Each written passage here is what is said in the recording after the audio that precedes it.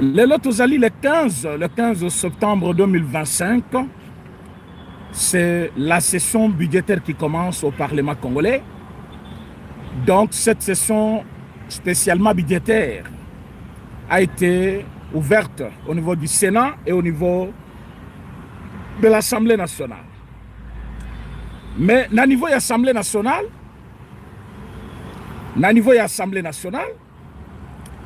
il y avait déjà une pétition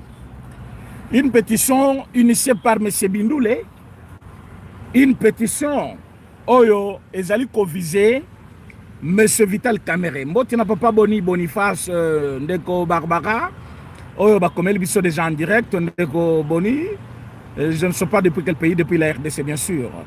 Alors, la motion est en train de viser le bureau de l'Assemblée nationale, M. Vital Kamerhe.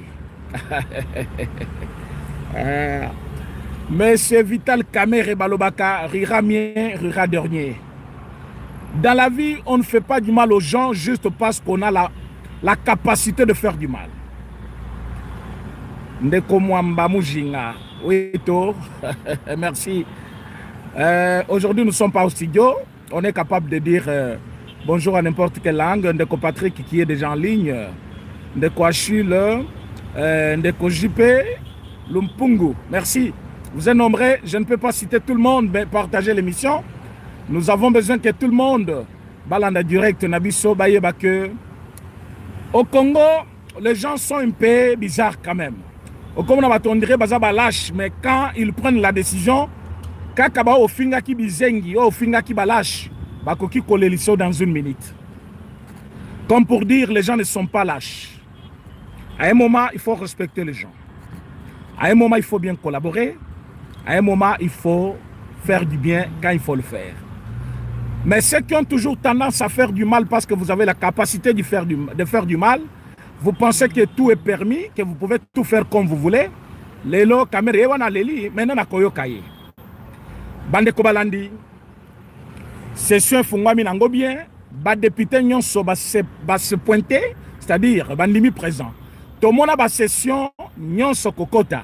Mais oyo, c'est-à-dire on dirait ba tchaki condition que tout député azala. Et je vous jure que tous les députés ont répondu présent à cette session. Mais il y avait un mouvement, je vous dis, on dirait, tozaki nakati ya, hein, tokotaki na ringi pona kobunda. Eza kite lokola session, oyo bato bazongi pona kosala musala. Hein? Alors, M. Kamerhe Koti, comme d'habitude, les députés Batelemi, les députés 8 ans, il a observé à Koti, à Vandi, il a prononcé son discours calmement, mais au faut sentir que le Kamerhe Bisoto évité, maboko ezolenga. Hein? Au sentir que il y a des postes qui sont dans un poste, on a mon arabatunyo so bizengi. Mais jour bako décider au lungwa, ne okoyeba ke poste ango ezaki important.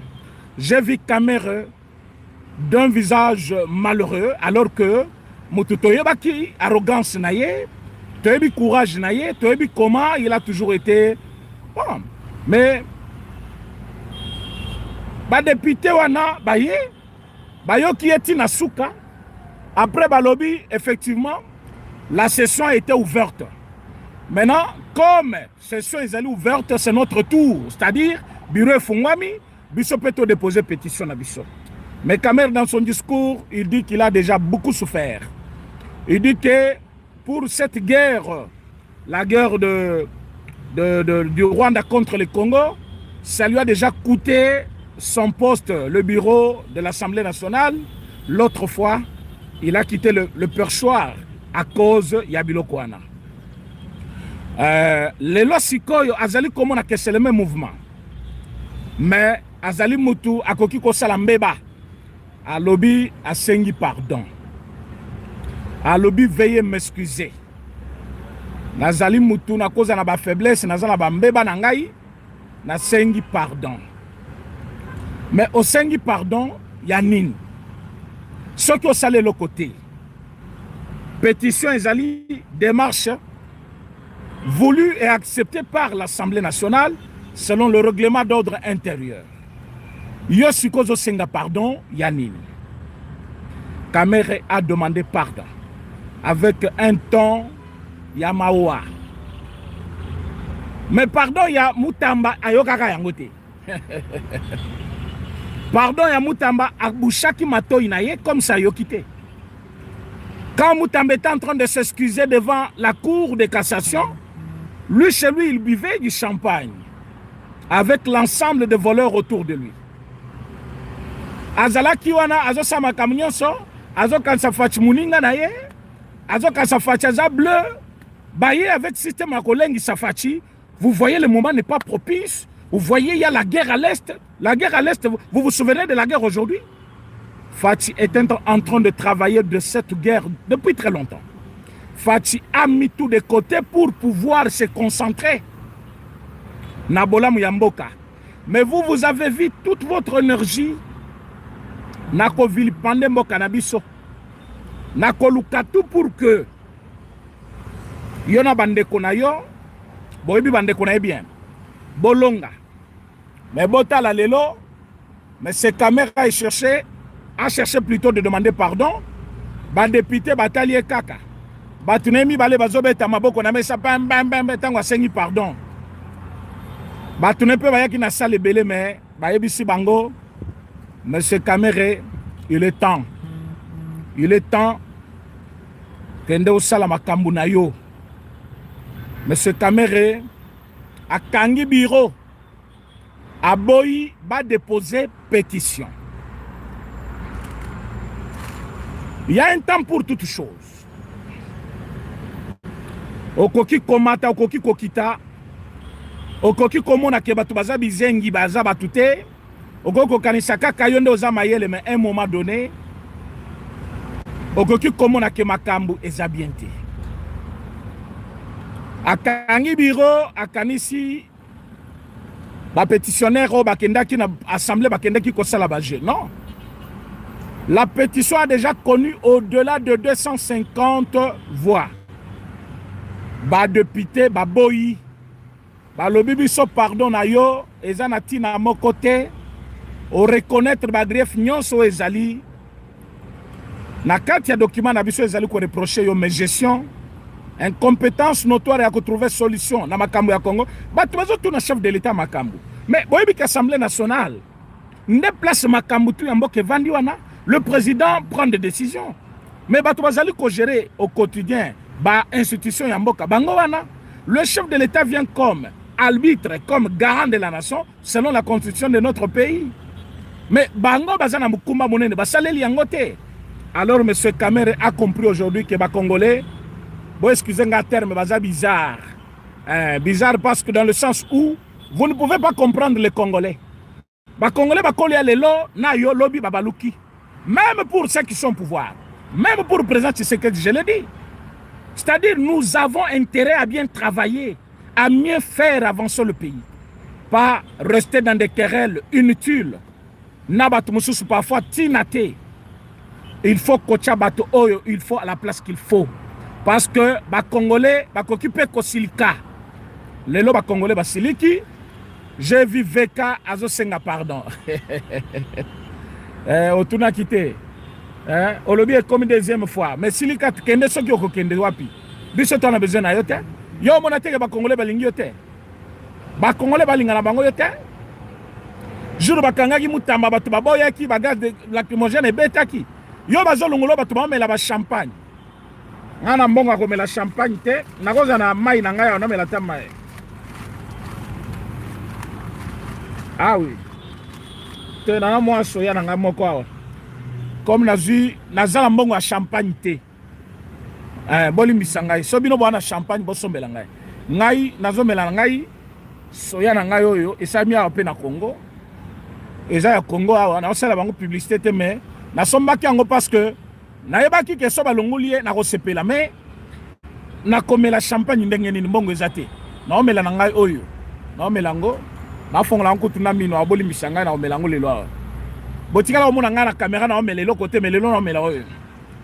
C'est-à-dire toi là ba étranger ba telemi biso na mitema awa bavandeli biso na bibunga ya minene oyo biso toko kogere biso tosalaka maseki non wana eza buzoba bolimisa nga na fungolango. Voilà. Alors pétition enfin ekoti nazomela na ngai oyo eza soja ezali masanga te oyo amelaki masanga liboso ya kamera te ezali nani. Pourquoi nameli yango? Parce que nous avons dit à Kamere depuis mokolo kote na ebonga wana ke toko surveiller yo. Bon like émission s'il vous plaît, bon partager.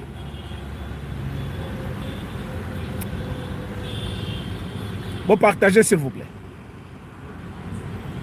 Le monsieur a trouvé que c'était un jeu.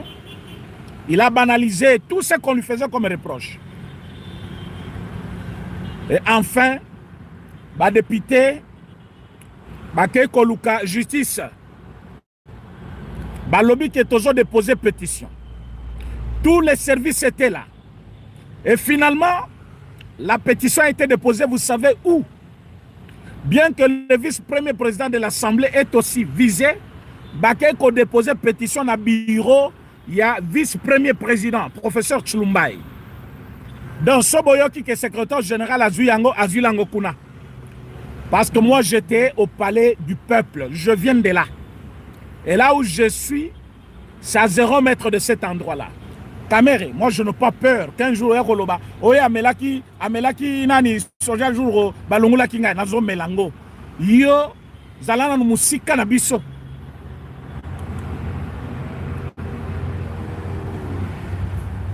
D'après tout ce qui biso pe momi faut okende nanu faut okende nanu lelo eza émission pédagogique eza émission moko ya banguna bazoko ya moko. Boyebi ke Kamere so akei et kozale sengo makasi mais kokende za kande ngeni ba député nyonso ba signé na papier même soki a chembongo combien ba kozali susute po ba kozala exposé ba yebi pe kanda population na minito lelo je vous dis ezaki makama makofi et nous tous on était là tolobaki na bango bibeba soki bebi to kozala wana toyaki wana ebele bango mpe bazaki wana batuna ye soili eke ezongi biso tobiwo eza soili ya bakatanga te bino bobeta soili na bino toyebi problème eza te botya bato na confusion te bakatange baluba bakongo bangala na moko bavandi bien depuis longtemps, très longtemps. Depuis arriver na bino Rwandais na pouvoir makambo ebebi. Il y avait un monsieur azo simba ba député na nzoto.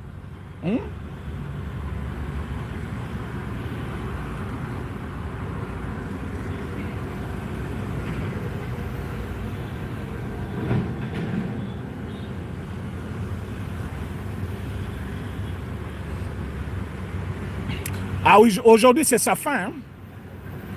Et quand notre fin va arriver, on va s'accepter. Aujourd'hui c'est d'abord la fin des caméras.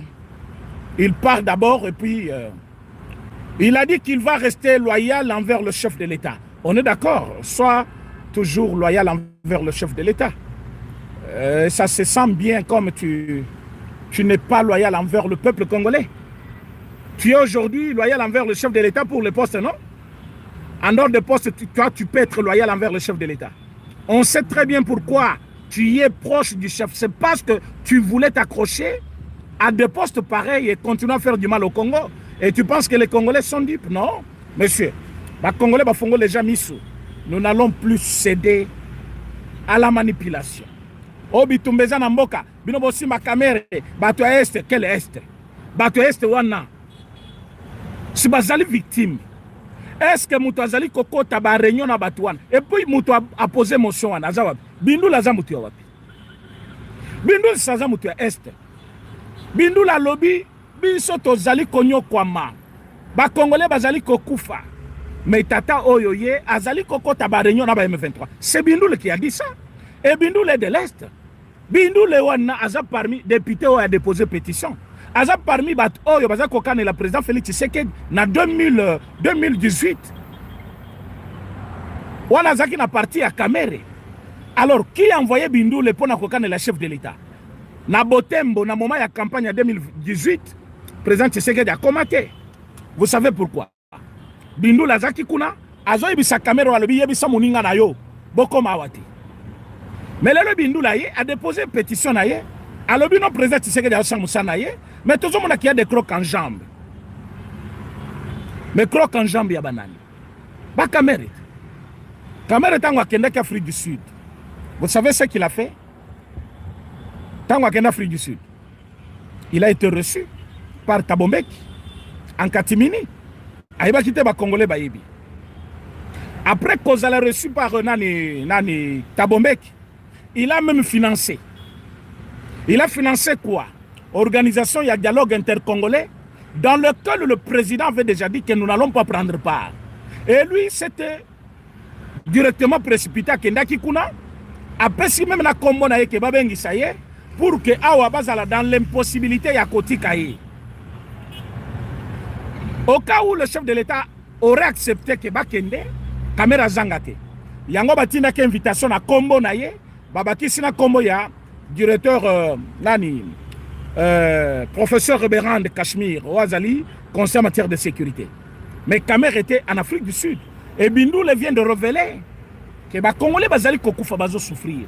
Y compris territoire na ya Zoloba ya Walungu. Il y a eu une guerre d'une semaine na Walungu entre Wazalendo na ba Rwandais. Bosse boyoka Kamer a condamné yango jamais. Mais il a accepté. Il a livré Moutamba. Koti kalakuna zo sepelana na mbongo ya comment on appelle mbongo ya Assemblée nationale. Doudou Fwamba uti ko révélé. Bolanda kabino nyonso vidéo moko. Mwana mai wana caméra vandi boye liboso ya télévision. Azolo bakendenge toza boye. Tolembi kosalela bambongo a poche na biso pona kosomba ba papier duplicateur ya kosalela na Assemblée nationale. Ah! Assemblée nationale, là on vote le budget du pays. Bozanga mongo ya kosomba ba papier. Azaki na besoin ba seka Congo, ba finga président Félix Tshisekedi, ba lo baki baza contre ye. Mais tout le monde a boilelo. Doudou Fwamba leki na télévision à lobby. Nous n'avons même une petite soldate de l'Assemblée nationale. Nyonso basengi na gouvernement biso ministère ya finance. Nous avons donné tel que ça a été demandé par le Parlement. Nous n'avons aucune dette ni litige à régler avec le Parlement. Ba député balobi tiens. Ah balobi ata papier zate. Alobi asale kambongo poche na ye. Yo lobi ofuta kambongo nyonso ba vérifier vrai. Mbongo nyonso Parlement azanango besoin ministère ya finance et futaka yango. Nyonso bazanango besoin bango ba pesaka. Mais monsieur Vital Kamerhe prend soin. Yako vilipendé gouvernement congolais. Toute une nation à la télévision que ba fait ba pesaka mbongo te. Ministre de finance a démentir yango na télévision. À l'équipe liboso ba député à lobby yango na Assemblée nationale mais Kamerhe bouche bée azange loko koloba. Lelo le voilà, il est en train de pleurer. Mais monsieur Kamerhe, tu pleures, tu vas pleurer avec qui? Nani akoyo kayo? Qui va t'accepter, monsieur Vital Kamerhe? Nous avons tous compris que Bouzoba na yo lelo et Souki. Na minito monsieur Kamerhe okolela na nani? Osengi pardon. Est-ce que yoka ki pardon ya Moutamba? Mutuno Kabila ye wana lobi akomaki document. Est-ce que bolandi pe document à Kabila? Bato baye na sika baye sika na direct na biso bolimbisa. So bomoni na zomela parce que toza na victoire lelo mongona moko atikalaka na ba institution tozo benga na ye. On aurait jamais problème de charge là bolimbisa ngai.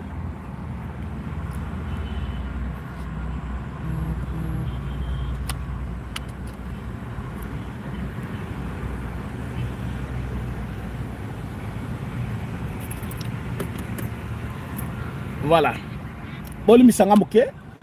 Azo luka naza la connecter pendant que charge ici la tête. Voilà. Oh ba esi kasobo mon azo melana o mele sengo parce qu'akei. Azo kende. Pétition c'est côté déjà. Bola ike émission bo partager batunyo sibalanda. Le roi de Walungu. Alobaka pa rien na Walungu. mutu mususu aza te.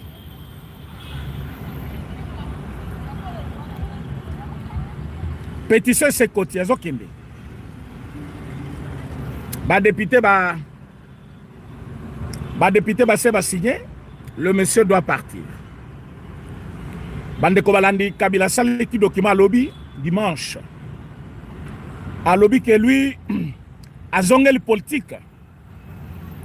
Ezali pour intérêt na yete pour intérêt ya mboka parce que Monique makambu ya tika ki bien. Ezali sous bien te moke baby.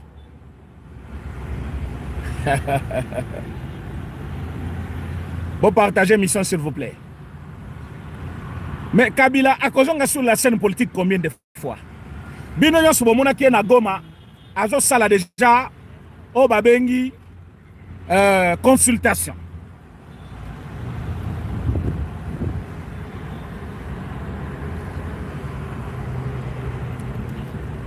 Mais yo sali makamuna yo consulter ba Congolais na Goma. Au causé la scène politique combien de fois? Bisope na kini to ebise monsieur tozo zela yo. Yaka na kini tozo zela yo. To komona nengo kozala wana parce que yo Congo ezakaka ya yo Kabila. Mutu mususu te. Alobi kalata zo zonga Kinshasa. Bisope to lobi aéroport yangi les zela yo. Cette fois-ci courant ko kende pena libela. Lokola balingaki courant kende pona chef de l'état. Yosko courant ko kende libela pendant journée mobimba. To silani na yo tango kokata mandamu ndambu. D'ailleurs to comme na niveau anate. Ce pays bazo zoyer. Bazo zuile libanda place nyon so kozala. Azana Goma aza libanda ce pays bazo zoa monsieur Kabila. Azali kokende kosala makamuna ekuna na niveau ya ce pays. Les dossiers viennent d'être déposés d'une manière officielle aujourd'hui. Délégation ya monene ya Congo eza déjà na la haie. Monsieur Kabila va partir maintenant en bonne et due forme.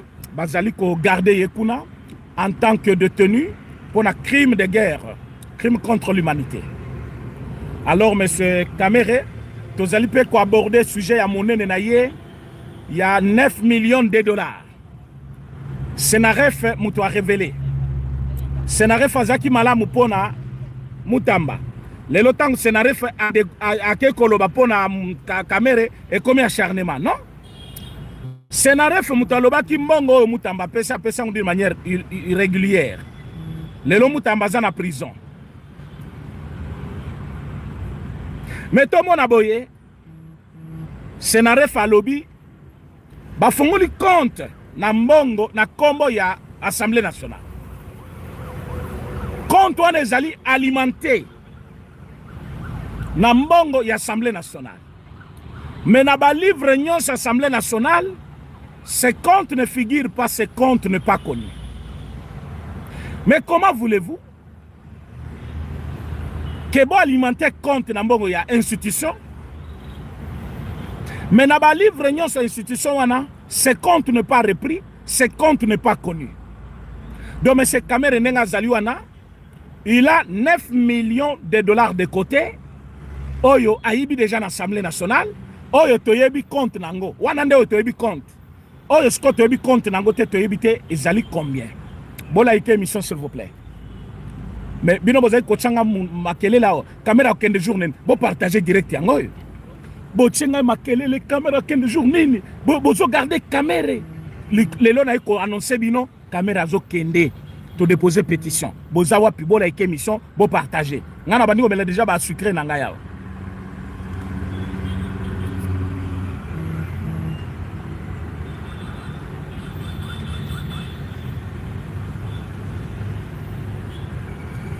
Après dépôt, je vais répondre à la question internaute na biso moko akomeli ngai alobi s'il vous plaît après dépôt ya pétition et koleka ndenge nini. Oui. Comme pétition est koti, Kamere n'a plus le pouvoir. Il y a qu'à convoquer plénière lui-même.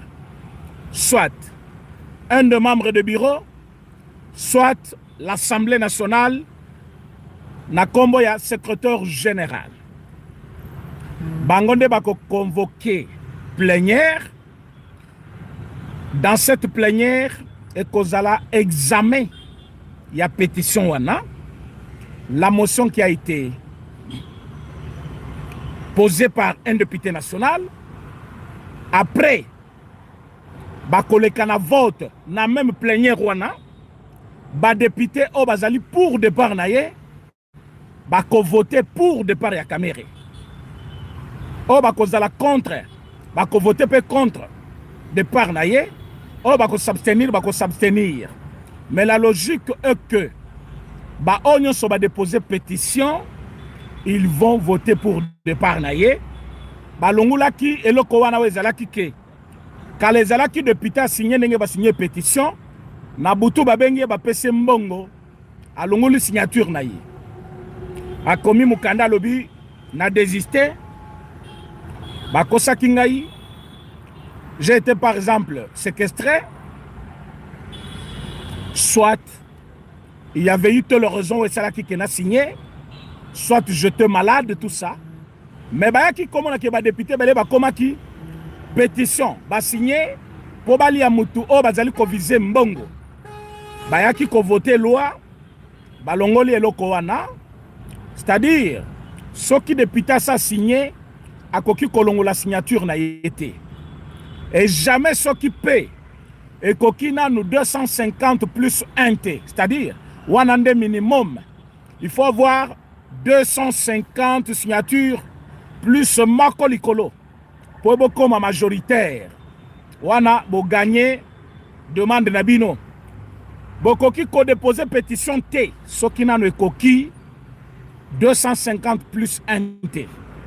Il faut bah député 250 plus 1, c'est-à-dire 251 députés. Ba signé pour na de part ya mutu wanande mutu wana akokende. Le contraire, ça ne passe pas. Et dans le cas actuel, l'actuelle pétition déposée bazali déjà au-delà de 250. Batu bazali na kati ya ko signer ba muso ba signer les lots sur place. Boyebi ke ba Congolais ba seksinga lelo bakasi ba député à Congo. Ba député balandi pétition déjà na bureau. Pétition déjà déposée. Bazo signé sur place. Ba yebisi ba caméraman bo filmer.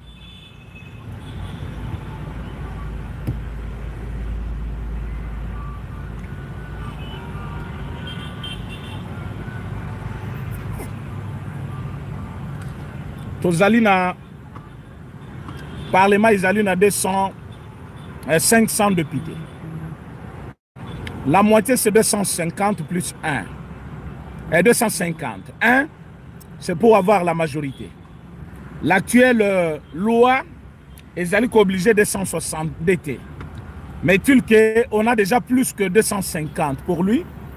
Dans toutes les façons, ils ont 251, 262 à Kokendenaye, parce que c'est signé par une grande majorité, il y a Parlement congolais, il y a Assemblée nationale bien sûr. Bazali d'accord pour départ naye. Donc M. Vital Kamerhe, aujourd'hui Azali, un président de l'Assemblée nationale sortant. Il connaît déjà ça. Même dans sa maison, même travailleur naye, personnel naye, à Koyib Sabango Yango, parce que à mon détermination, la détermination, il y a des députés, Bindoule, aza déjà na makambo na ye aza déjà na makambo nyonso ye ayebi kosala mais awa tozo limbisa ye nanu to si ça n'a un problème à Kamere to tala makambo so après ouais Ndeko Florence alobi avec 125 députés déjà on peut déposer mais vous savez qu'ils étaient dans pendant cette vacance parlementaire tout ba signé jusqu'à ce que bureau ezaki ouvert les lots. Mais le bureau est ouvert pour déposer la signature. Bakanga ki bureau nyonso, ko banda même assemblée nani secrétaire général, bakanga ki bureau naye, yemo ko kangi ba bureau naye, vice-premier président, même ba moso nyonso na bureau ezaki fermé sur l'ordre de monsieur Kamerhe. Mais parce que la justice a pu intervenir et tout le monde bien sûr, ba yebise au kofongo la bureau lelo. Ba député oyo ba yaki ko déposer depuis nani pétition na bango. Batombo kaki bazui déjà makofi babeta na makofi donc makambo ezaki bien te makambo kenda ki pena mobulu